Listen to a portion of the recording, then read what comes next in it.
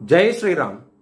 2022 నుంచి 2025 జూన్ వరకు మొత్తం 17 ప్రెడిక్షన్స్ అనేవి ప్రూవెన్ అయ్యాయి.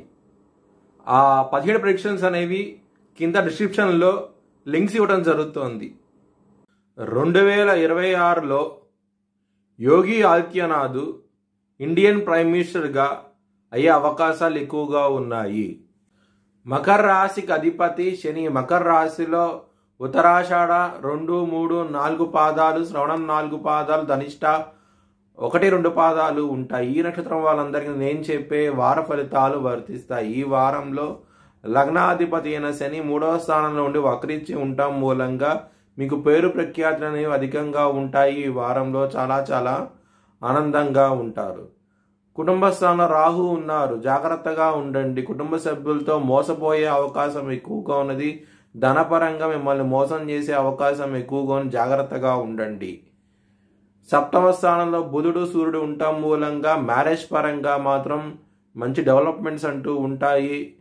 ఎవరు వివాహం కోసం ప్రయత్నిస్తున్నారో వివాహం కూడా కుదిరే అవకాశం ఎక్కువగా ఉన్నది.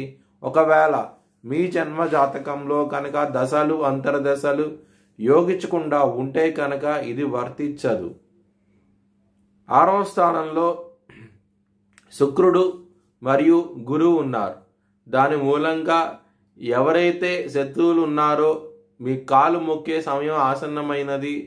వాళ్ళ నుంచి మీకు మంచి జరగబోతోంది. శత్రువులు మిత్రులు అవుతారు. చాలా ఆనందంగా ఉంటారు. ఎవరైనా విదేశాలు వెళ్ళాలనుకుంటే కనుక ఈ వారం అనేది చాలా అనుకూలంగా ఉన్నది. వ్యయస్థానం అధిపతి అయిన గురువు 6వ స్థానంలో ఉన్నప్పుడు విపరీత రాజయోగాన్ని ఇస్తారు. దాని మూలంగా ఎవరైనా సరే ఇంపోర్ట్ ఎక్స్పోర్ట్ బిజినెస్ చేసే వాళ్ళకి చాలా అనుకూలంగా ఉంటుంది. బిజినెస్ పరంగా ఈ వారం అనేది చాలా అనుకూలంగా ఉన్నది.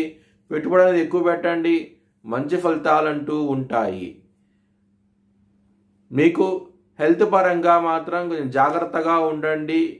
యాంగ్జైటీ, డిప్రెషన్స్ ఇలాంటివి ఉండే అవకాశం ఎక్కువగా ఉన్నది. కాబట్టి విష్ణు సహస్రనామం పారాయణం చేస్తే కనుక చాలా మంచి ఫలితాలంటూ ఉంటాయి.